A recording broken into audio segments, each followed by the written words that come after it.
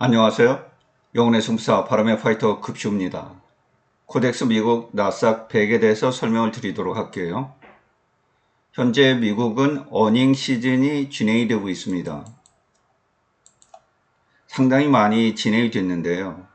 S&P 500 기업의 66%가 진행이 됐습니다. 이 중에서 82%가 어닝 서프라이즈를 기록했고요. 대단히 높은 확률로 미국 기업의 실적이 좋게 나오고 있다, 이렇게 볼 수 있겠습니다. S&P 500의 2분기 어닝 성장이 10.3%로 나타나고 있어요. 이 부분은 이제 6월 30일 날 예측이 되었던 4.9%로 크게 웃돌고 있는 이런 수치입니다. 향후 12개월 포워드 PER 이 부분이 이제 22배를 넘고 있어요. 주가가 약간 조정을 받으면서 이제 22.2배로 내려왔거든요. 이 부분은 팩트셋의 8월 1일자 자료입니다. 이번 주말 자료죠. 금요일 날까지 이제 반영이 된 미국의 어닝 지표라고 볼 수가 있겠습니다. 2분기까지만 보면 기업들의 실적이 대단히 좋다. 실적 장세가 이어지고 있다. 이런 부분들을 기본적으로 이제 보시는 것이 좋겠습니다. 이 부분은 이제 방송에서도 지적을 하고 있는 부분인데요.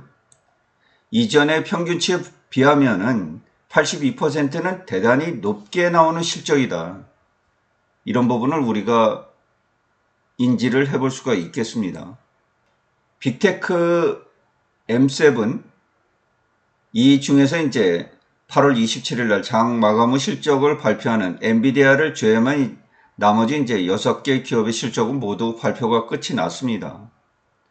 보통 미국의 빅테크 M7 실적 발표 후 이제 주가의 변동폭이 커지는 경향이 있기 때문에 더 이상 주가의 큰 폭의 변동을 가져오는 일들은 이제 극히 제한적이다, 이렇게 이해를 하시면 되겠죠. 실적 발표 후에 이제 M7의 시가총액 변동을 보면 나쁘진 않습니다. 엔비디아가 현재 4조 2,400억 달러로 이제 4조 달러를 독보적으로 넘고 있고요. 마이크로소프트도 증가를 해서 3조 9천억 달러, 거의 4조 달러에 근접을 하고 있습니다. 애플이 3조 100억 달러로 약간 뒤처지죠. 그의 구글, 아마존, 메타, 브로드컴, 테슬라, 넷플릭스 전부 다 호실적을 기록하면서 현재 주가 흐름이 나쁘지 않습니다. 테슬라가 9,761억 달러로 현재 1조 달러 부근을 이제 넘나들고 있는 이런 부분들 참고를 하시면 되겠죠. 6개의 미국 빅테크 실적이 발표가 됐는데 알파벳, 애플, 아마존, 메타, 마이크로소프트까지는 모두 이제 시장 기대치를 넘었습니다. 테슬라가 시장 기대치에 미치지 못하면서 300달러 부근에서 이제 오르고 내리고 이 부분을 반복하고 있죠. 결국 미국의 지수가 오르려고 하면 M7의 주가가 지속해서 이제 상승을 해줘야 되는 이런 국면들인데 M7의 주가들은 관세 영향에서 좀 덜 영향을 받는다. T.Rowe 프라이스의 이제 글로벌 수석 전략가 세바스티안 페이지가 있는데 이 부분은 이제 이렇게 얘기를 했어요. 매크로 지표나 펀더멘탈, 기업의 펀더멘탈 이런 것들은 굉장히 좋다. 하지만 밸류에이션이 이제 주의스럽다. 이런 낙관적인 전망 부분들은 이제 대부분 주가에 녹아 들어가 있다. S&P 500의 향후 포워드 PER이 22배를 넘고 있어서 22.5배에서 이제 22배 사이를 왔다 갔다 거리는 높은 밸류에이션이 지속되고 있잖아요. 기술재 밸류에이션이 이제 극한치라고 하는 30배에 도달해 있기 때문에 이런 부분을 이제 언급한 것으로 이렇게 보시면 되겠습니다. 2분기 미국의 경제 성장률은 이제 예측치보다 높게 3%가 나왔죠. 상호관세 부과되기 이전이기 때문에 미리 사전 구매해서 비축한 이런 물량들이 있어요. 이런 전체적인 부분들이 미국 경제 지표에 나타났기 때문에 2분기까지 경제는 좋았을 수가 있죠. 향후 이제 3분기, 4분기 경제 지표를 조금 더 확인을 해봐야 알겠지만은 2025년 상반기 미국 경제 흐름은 나쁘지 않다.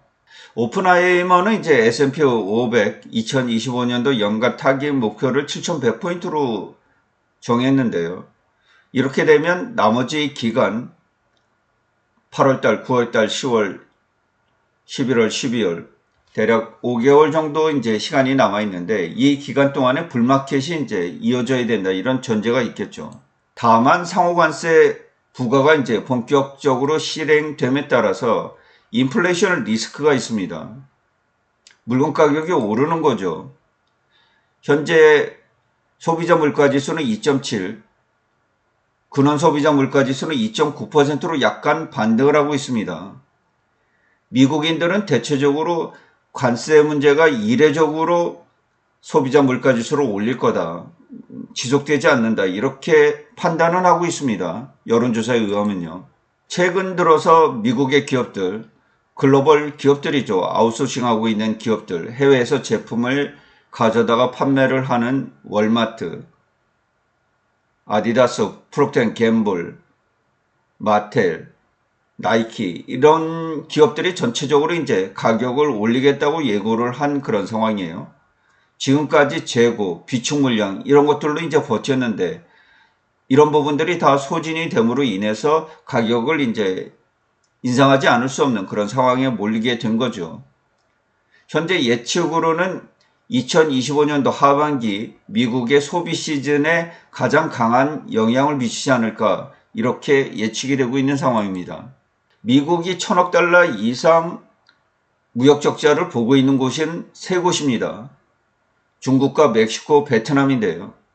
중국이 유달리 커요. 2,954억 달러, 멕시코가 1,718억 달러, 베트남이 1,235억 달러로 대단히 크게 나타나고 있죠. 다음으로 이제 아일랜드와 독일, 대만, 일본, 우리나라, 캐나다, 인도 이렇게 이어지는데 대략 이렇게 보면 미국이 크게 무역 적자를 보고 있는 곳은 10개국 정도 되는 거죠. 미국의 상호관세 문제를 보면 대략 10%에서 50% 사이로 이제 상호관세가 부과가 됐습니다. 영국이 이제 10%로 제일 낮고요. 우리나라나 유럽연합, 일본이 15%, 필리핀 19%, 인도네시아가 19%, 베트남이 20% 이렇게 상호관세 부과를 이제 받았죠. 최근 들어서 이제 7월 30일 날 트럼프 대통령은 구리에 대해서 50% 관세를 매기고 즉시 이제 발효를 하는 이런 또 놀라운 일들을 벌였어요. 그 외에 브라질이 이제 50%, 스위스가 39%, 캐나다가 35%, 인도가 25%, 대만이 20% 정도 높은 관세를 이제 부과받았고 시행 일시도 8월 1일부터 부과되는 나라들이 있고 8월 6일 날 부과되는 나라들이 있고 8월 7일 날 부과되는 국가들이 있어서 대단히 관세 문제가 좀 혼란스럽다 이렇게 이해를 하시면 되겠어요. 중국과 멕시코, 캐나다, 멕시코하고 캐나다는 USMCA 협정에서 묶여 있죠. 이런 기준을 충족하는 제품에 대해서는 이제 관세가 적용되지 않습니다. 멕시코는 25% 관세가 이제 유지가 되면서 30% 부과하려던 것을 약간 낮췄고요. 캐나다는 35% 부과가 되고 있습니다. 그런데 이제 문제가 되는 것들이 있죠. 멕시코하고 캐나다 이런 쪽에요. 자동차 부품이라든가 토마토, 캐나다 같은 경우 구리, 알루미늄, 원재료 이런 부분들을 이제 미국에서 대량 수입을 하고 있기 때문에 미국 산업 전반에 영향을 줄 수 있는 문제들이 있어요. 중국 같은 경우는 일상용품을 다 중국에서 사들이기 때문에 현재 관세가 30%로 대폭 낮아진 상황에서 이제 무역회담이 진행 중에 있는데 이런 부분들이 최종적으로 이제 어떻게 결론이 맺어지느냐 이 부분으로 인해서 미국의 제조업 이 전반이 어떤 영향을 맞이하게 되느냐. 정제나 재련 산업이 부족한 미국으로서 캐나다와 멕시코, 중국 이런 부분에서 수입해 들어오던 철강, 알루미늄, 구리, 산업 전반에 영향을 미치는 이 제품들의 높은 관세, 이 부분을 미국 제조업들이 어떻게 극복해 나갈 것인지 이 부분이 대단히 중요하다. 특히 7월 30일 날 이제 트럼프 대통령은 갑작스럽게 구리에 대해서 50% 관세를 부과했는데요. 이 부분에는 정제구리가 제외되어 있습니다. 이 부분 때문에 이제 미국의 투자자들이 큰 혼란을 겪었는데 7월 초부터 구리 가격이 관세 부과가 될 것이다. 이런 소문이 돌았다고 해요. 따라서 7월 초부터 이제 미국의 구리 선물 시장, 코맥스 선물 시장에서 구리 가격이 급등하기 시작을 했습니다. 13% 내외로 급등을 했는데 막상 정제구리가 제외된다는 이 소식에 따라서 급락을 했어요. 금속은 런던 거래소, 런던 금색 거래소에서 이제 선물 시장이 열리게 되고요. 미국의 코맥스 선물 시장에서 열리게 되는데 여기에 따라서 가격 차이가 많이 벌어졌습니다. 미국 국내는 관세 인상으로 구리 가격이 올라버리고요. 오히려 런던 거래소에서는 미국의 수요가 줄어들 것이다. 이렇게 해서 가격이 떨어져서 두 거래소 간의 격차가 대단히 높아진 거죠. 전 산업에 영향을 미치는 구리 가격이 미국이 높아짐으로 인해서 제품 생산에 대단히 많은 영향을 미치게 되고요. 이러한 급등락을 통해서 42억 달러나 손실을 입었다고 합니다. 단기간에요. 선물 투자한 사람들, 구리를 샀으니까 가격이 급락해도 제때 팔지 못하면 이 구리를 현물을 직접 인수를 해야 되잖아요. 선물로 샀으니까. 그래서 보관 문제, 계약 취소 문제, 거래 실패 문제 이런 거에 따라서 5조 원이 넘는 돈의 이제 손실이 이어졌다. 이 투자자들도 대단히 이제 혼란스러운 이런 과정들을 좀 겪고 있습니다. 보통 트레이딩이 쉬운 게 아니죠. 대단히 어렵습니다. 그리고 트럼프 대통령은 이제 11개 제약업계 CEO에게 약값을 인하하라 이렇게 이제 압박을 해서 제약주들이 크게 떨어지기도 했습니다. 현재 반도체, 제약 이런 부분에 추가적으로 관세를 매기겠다. 특히 제약 같은 경우는 200% 관세를 매기겠다. 이렇게 위협을 하고 있는 부분 아니겠습니까? 아직도 관세 문제가 최종적으로 정리되지 않았다. 이렇게 볼 수 있겠습니다. 트럼프 대통령은 이번 상호 관세를 통해서 6월 달에 260억 달러를 벌어들였다. 수백억 달러가 순식간에 매우 빠르게 돈이 쌓이고 있다. 10년 동안 3조 달러 내외 돈이 들어올 거다. 또 예측치로는 상호관세 부과로 인해서 수입이 줄어들면서 관세 수입이 줄어들 거다. 이런 예측들도 하고 있습니다. 과연 상호관세 부과가 비상경제권한법 이것을 확대 해석해서 대통령이 마음대로 외국과의 관세 부과를 얼마든지 할 수 있는 것인지 현재 법원의 판결로서는 그런 부분이 허용이 되지 않는다. 국회에 그런 권한이 있다. 항소해서 이제 최종적으로 대법원까지 가서 결정이 되겠습니다만 현재까지는 불법적인 일로 법원에서 판단을 하고 있다는 점 참고를 하시면 되겠습니다. 그 외에 국가안보나 이런 부분에 이제 유예가 될 경우 여러 가지 법안들을 통해서 이제 관세 부과나 이런 부분은 산업별로 할 수는 있는 권한을 대통령에게 주어지고는 있습니다. 그러나 이렇게 포괄적으로 외국 국가들에 대해서 글로벌로 전체적으로 대통령 독자적인 권한으로 관세를 부과할 수 있는지 이 부분은 법원에서는 부정적인 판단을 하고 있다는 점 참고를 하시면 되겠어요. 관세로 인한 글로벌 쇼크가 다시 한번 8월 달에 진행이 될런지, 현재 8월 1일 날은 이런 부분에 이제 영향을 주기는 주었습니다. 다음으로 이제 7월 고용 문제를 들 수가 있겠는데, 파월 의장은 지금까지 이제 고용 지표가 견고하게 나와서 고용 시장이 견고하다 이렇게 밝혔는데, 7월에 11만 정도를 예측했는데 7만 3천 건이 나왔어요.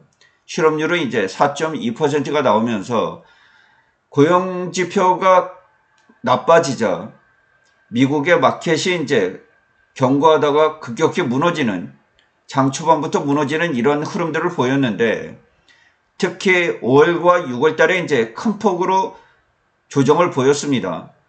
5월 달에 14만 4천 건이었던 게 19,000건으로 12만 5천 건이 줄고요. 6월 달에는 14만 7천 건이던 게 14,000건이 줄어서 13만 3천 건. 도합해서 두 달 동안 25만 8천 건이 줄었어요. 통계적으로 계절적 조정을 하면서 이런 부분은 이제 일상적으로 나올 수 있는데, 트럼프 대통령은 이에 대해서 통계를 조작했다 언급을 하기도 했죠. 통계국장을 이제 해임하기도 했는데, 전년 대비 임금은 3.9%가 올랐습니다. 인플레이션은 2.7% 정도를 보이고 있으면서 약간 인플레이션이 다시 상승하는 이런 기운들을 보이고 있죠. 지난 금요일 날 미국의 시장은 나스닥 지수가 2.24% 하락을 했는데요. 아마존이 8.2% 강하게 떨어졌고, 메타도 마이너스 3% 조정을 보이고, 엔비디아 포함해서 빅테크들이 거의 마이너스 2% 정도 급락을 하는 바람에 이제 큰 영향을 미쳤습니다. 3대 지수 모두 1% 이상 강한 하락을 했고요. 장 초반부터 급락이 있었습니다. 이 부분은 아직 코덱스 미국 나스닥 100에 반영이 되지 않았습니다. 지난 금요일 글로벌 증시는 우리나라의 3.88% 급락에 이어서 유럽 시장도 독일 지수가 마이너스 2.66%, 미국 나스닥 지수가 마이너스 2.24포인트 떨어지는 등 강한 하락이 이어졌습니다. 미국 연준의 9월 금리 인하 카드가 나오고 있는데요.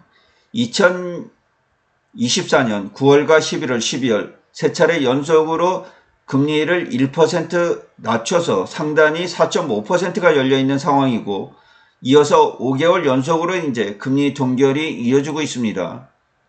이번 고용지표가 나쁘게 발표가 됨으로 인해서 9월달 금리 인하 확률이 80.3%까지 올라오고 있어서 9월달에는 금리가 조정이 될 가능성이 지대하게 높습니다. 현재 CNBC나 여러 가지 방송에서는 상호관세 이 부분이 이제 미국의 소비산업 이 부분을 무너뜨릴 것이다. 높은 가격, 아무래도 소비자들의 선택이 덜 가겠죠. 여기에 이제 미국 소비가 줄게 되면 결국 미국 기업들이 투자를 망설이게 되고 고용을 망설이게 되고 실업률이 높아질 이런 여지들이 남아있다 이렇게 보시면 되겠고요. S&P 500은 트럼프 상호관세 부과 이후 4월 9일 이후가 되겠죠. 10% 정도 강하게 랠리를 펼치고 있으면서 6238포인트까지 올라와 있습니다. 나스닥 지수는 조금 더 상승을 해서 17.32%가 올랐고요. 다우산업 지수는 3.23%가 올랐습니다. 매그니피션트 7, M7의 주가는 20.7%가 올라서 결국 미국 증시를 리드한 것은 M7이다. M7이 상호관세에서 자유로운 부분이 있기 때문에 향후 미국 증시의 랠리가 여기서 멈춘다 이렇게 볼 수는 없다는 것이죠.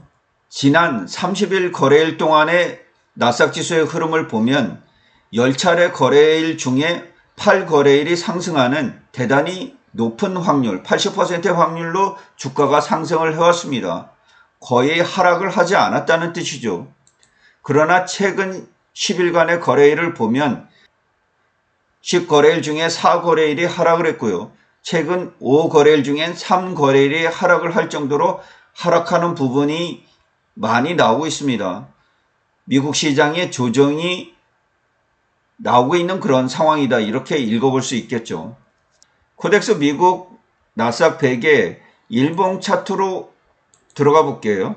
코덱스 미국 나스닥 100은 환해지가 되어 있지 않아서 환율에 따라서 가격이 반영이 될 수 있습니다. 100% 미국 나스닥 100 지수를 추정한다고 볼 수가 없는 그런 상황이고요. 대체적으로 추세 자체는 추정을 한다. 최고점은 7월 31일 날 있었는데요. 22,005원을 기록했습니다. 지난 금요일 날에는 마이너스 1.28% 조정을 보이면서 21,590원까지 하락을 했는데요. 나스닥 지수가 마이너스 2.24%가 하락을 함으로 인해서 오늘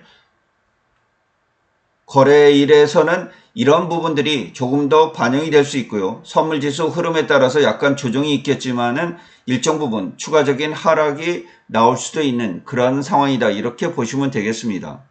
현재 20일 이평선이 60일 이평선을 웃돌고 있는 골든 크로스는 진행이 되고 있고요.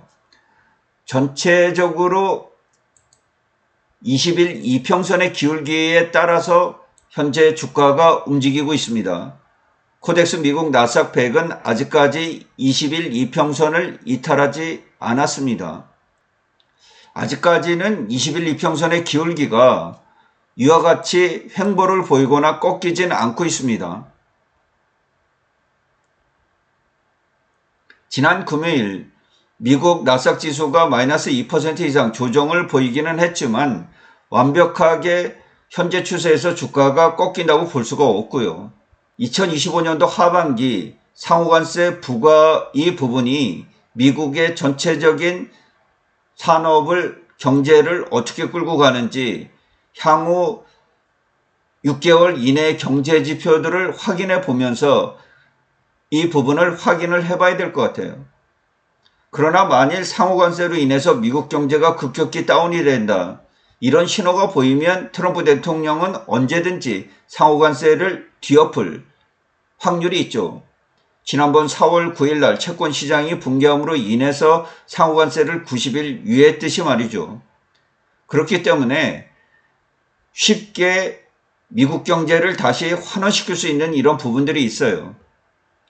다만 37조 달러가 넘고 있는 미국의 빚, 만기가 돌아오는 채권, 이자 지급을 위해서 새롭게 발행해야 되는 채권, 이 부분이 이제 대단히 부담스러울 수가 있습니다. 매번 채권 입찰 과정에서 이제 입찰 과정 수요가 어떻게 되느냐, 이 부분의 상황에 따라서 주가의 급등락이 나올 수 있는 여지가 대단히 많죠. 부채 한도는 하나의 크고 아름다운 감세 법안에 포함돼서 5조 달러가 증액되어 있기 때문에 트럼프 행정부는 채권 발행을 여유롭게 할 수가 있는 그런 상황이에요. 자국 통화로 발행을 하면 얼마든지 달러를 찍어내서 빚을 다 갚을 수 있기 때문에 미국 정부가 파산하는 이런 일은 이제 겪지 않을 텐데, 문제는 돈을 많이 찍어냈을 때 인플레이션이잖아요. 트럼프 대통령이 상호관세를 부과하는 것은 2001년 중국이 WTO에 가입을 함으로 인해서 굉장히 저렴한 물건 가격으로 글로벌 시장에 진입을 해서 세계 시장을 어지럽게 만들었다. 따라서 미국의 제조업들이 중국에 다 빼앗기고 이런 과정을 겪었다. 이것을 다시 되돌려오겠다. 제조산업을 부활시키겠다. 구리나 알루미늄, 철강 이런 부분들을 하려면 재련소나 철강소, 정제 이런 부분들이 활성화되어야 되잖아요. 현재 미국에는 이런 부분들이 이제 거의 다 망가져 있는 그런 상황인데, 철강이나 구리, 알루미늄에 높은 관세를 부과하면서 이런 부분들을 굳이 살리겠다고 하는 것은 그만큼 의지가 강하다고 볼 수가 있는 것이죠. 조금 여러 가지 상황이 복잡하기는 하지만은 미국의 시장은 빅테크들이 이끌고 있기 때문에 관세 부분에서 자유로운 빅테크들의 실적이 매출액 증가율을 보면 거의 매 분기당 20% 이상이 나오고 있어요. 이 부분이 지속이 된다 그러면 더군다나 인공지능에 의한 혁신의 세상이 새롭게 등장을 했기 때문에 새로운 부가가치가 높은 산업들이 지속해서 등장할 가능성이 있기 때문에 미국의 증시는 장기적으로 우상향할 수밖에 없고요. 그 속도가 가속화될 가능성이 있기 때문에 현재 추세가 쉽게 붕괴가 된다. 이렇게 이야기는 어렵겠습니다. 다만 8월, 9월, 10월 3개월 동안 주가 흐름이 역사적으로 약한 지점에 들어간다는 거, 이런 부분들은 인지를 하시면 좋겠고요. 과연 S&P 500 지수가 2025년 연말에 7,000포인트에 도달할 수 있는지 이 부분에 관심을 가지시고 시장을 지켜보시면 되겠습니다. 현재 추세로는 20일 이평선이 깨지지 않으면서 큰 문제 없이 진행이 되고 있고, 만약 20일 이평선을 이탈하더라도 60일 이평선에서 강한 지지를 받아줄 것으로 이렇게 보이기 때문에 코덱스 미국 나스닥 100의 추세에는 현재로서는 큰 문제점을 보이지 않고 있다. 이렇게 설명을 드리도록 하겠습니다. 이상으로 방송을 마치도록 하겠습니다. 시청해 주셔서 진심으로 고맙습니다. 급시의 주식 여행은 언제나 향기롭습니다.